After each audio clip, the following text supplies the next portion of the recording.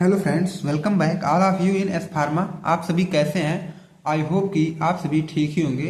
तो आज की इस वीडियो में हम बात करेंगे फार्माकोग्नोसी एंड फाइटोकेमिस्ट्री, जो कि आपको बी फार्म फोर्थ सेम में पढ़ना होता है। और आज हम लोग जानेंगे यूनिट नंबर सेकंड के बारे में। सबसे पहले मैं आपको सिलेबस इंट्रो करा देता हूँ।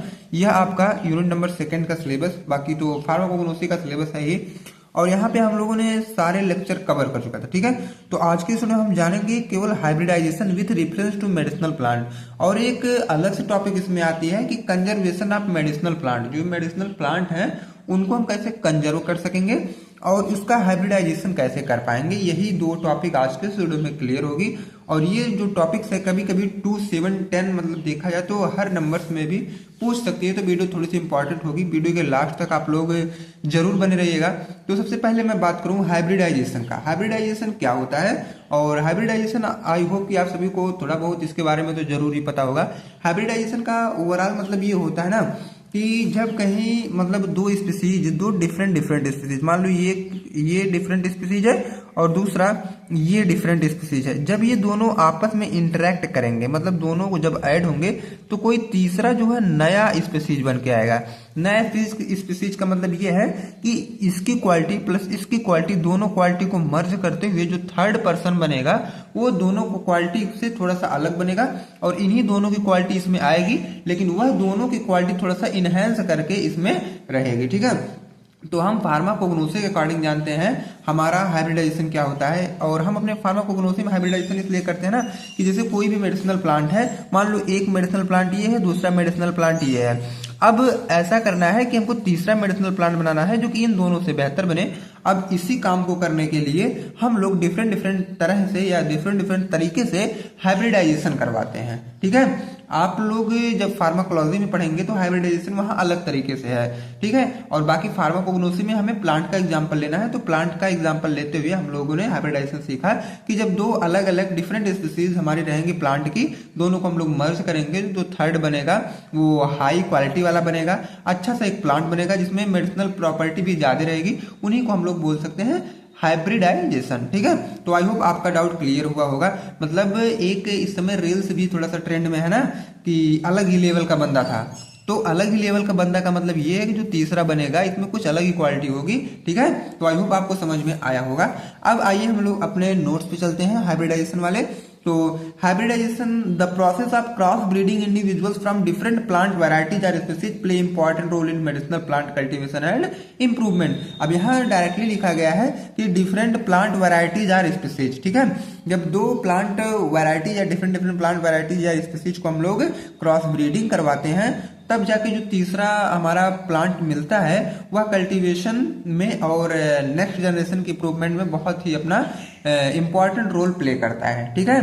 अब नेक्स्ट पॉइंट की बात करें तो by combining desirable traits from different parental line, hybridization offers a means to enhance the therapeutic potential, yield and adaptability of medicinal plant. अब देखो जाहिर सी बात है कि जब हम दो मतलब एक मान लो थोड़ी सी कम क्वालिटी वाला प्लांट है, दूसरा थोड़ा सा ज्यादा क्वालिटी वाला प्लांट है, दोनों को जब हम लोग क्या करेंगे हाइब्रिडाइजेशन करवा रहे हैं, तो तीसरा हमारा कोई नया वाला जो प्लांट बनेगा तो उसमें जो थेराप्यूटिक पोटेंशियल वह तो ज्यादा रहेगा ही, यील्डिंग वैल्यू उसकी ज्यादा रहेगी, एडेप्टेबिलिटी भी उस प्लांट का ज्यादा रहेगा। इसीलिए हाइब्रिडाइजेशन करवाना बहुत ही इंपॉर्टेंट हो गया है, ठीक है। अब यहाँ आपको एक अच्छा सा एग्जांपल दिखाई दे रहा होगा, ए और बी दो अलग अलग स्पीसीज का हाइब्रिडाइजेशन करवाया गया, तो जो तीसरा स्पीसीज बन के आया न्यू स्पीसीज हमारा वाई बन रहा है। इनको हम लोग क्या बोलेंगे, ये सिंपल क्रॉस है, ठीक है। ये क्या है, सिंपल क्रॉस। इस पूरे प्रोसेस ऑफ फिनोमिना को हम लोग क्या बोलते हैं, हाइब्रिडाइजेशन, ठीक है। तो आई होप आपको समझ में आ गया होगा। अब आइए हम लोग जानते हैं टाइप्स ऑफ हाइब्रिडाइजेशन। ये जो हाइब्रिडाइजेशन है ये कितने टाइप का होता है, ठीक है। तो बेसिकली ये तीन ही टाइप का होता है, एक एक टाइप को हम लोग जानेंगे। इंट्रावैराइटल हाइब्रिडाइजेशन जो पहला टाइप आपका है वह है इंट्रावैराइटल हाइब्रिडाइजेशन। तो crossing should be done between the plant of same variety. अब ये जानते हैं आप लोग ये कैसे होता है इंट्रावैराइटल हाइब्रिडाइजेशन, ये between the plant of same variety, ये जो सेम वैरायटी के प्लांट होते हैं उनके बीच में ये हमारा होता है इंट्रावैराइटल हाइब्रिडाइजेशन, ठीक है। अब इंटरवैराइटल क्या होता है, अब crossing should be done between the plants of the different varieties. Inter varietal में आपको उसी प्लांट की जो स्पीसीज रहेंगी वो डिफरेंट डिफरेंट रहेंगी और डिफरेंट डिफरेंट को हम ऐड करेंगे तो जो तीसरा बनेगा वह भी डिफरेंट रहेगा। ओके, आई होप आपको यहां तक जरूर समझ में आया होगा। अब आइए हम लोग नेक्स्ट जानते हैं।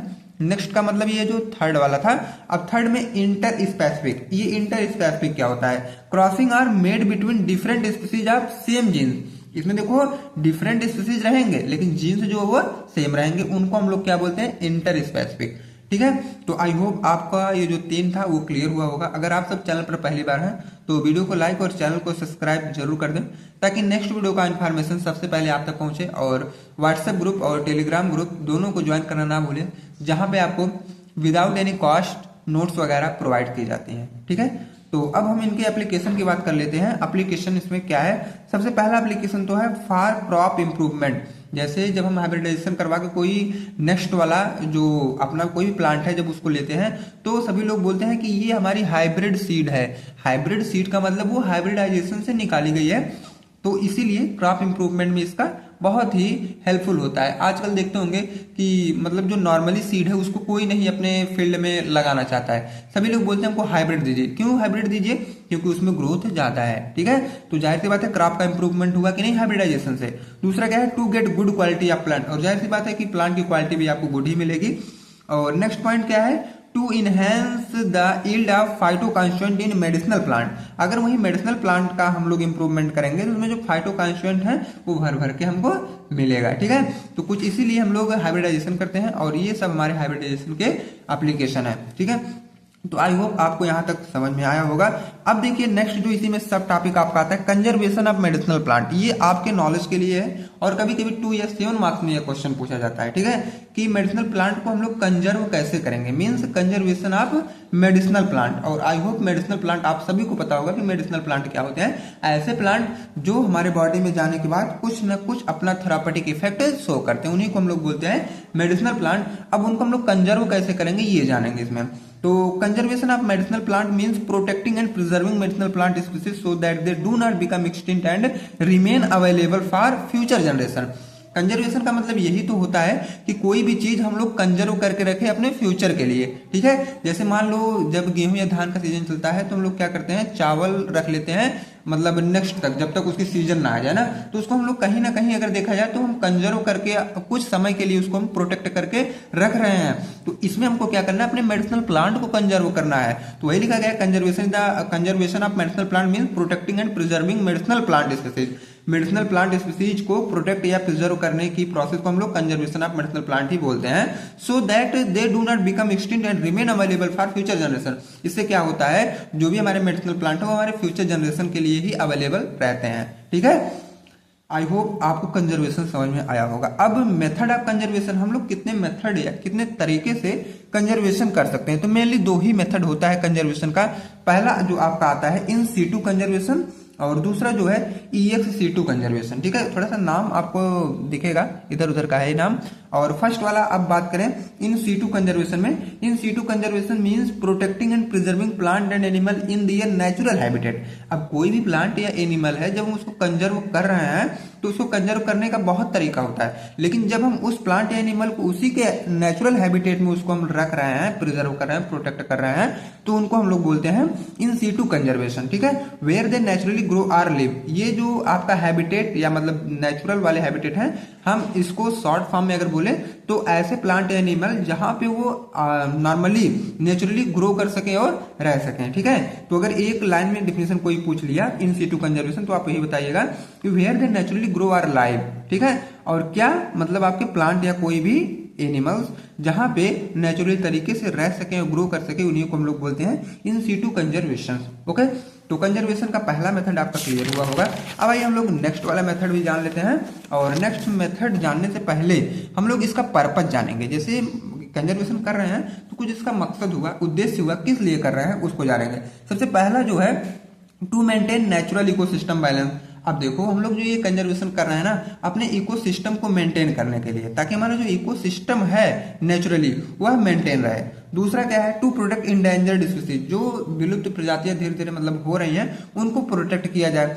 नेक्स्ट क्या है, टू कंजर्व जेनेटिक डाइवर्सिटी, और जेनेटिक डाइवर्सिटी को कंजर्व किया जाए। ओके, अब नेक्स्ट पॉइंट की बात करें तो EX-C2 कंजर्वेशन में इन सीटू तो हमारा हो गया। EX-C2 क्या है? EX-C2 conservation means protecting and preserving plant और animal outside their natural habitat. EX मतलब होता है बाहर की तरफ, ठीक है। तो नेचुरल हैबिटेट से निकाल करके उनको हम लोग बाहर की तरफ जब मतलब नेचुरल की तरह उनको ग्रोथ करवाते हैं सॉरी फ्रेंड, तो उसको बोलते हैं EX-C2 कंजर्वेशन, ठीक है।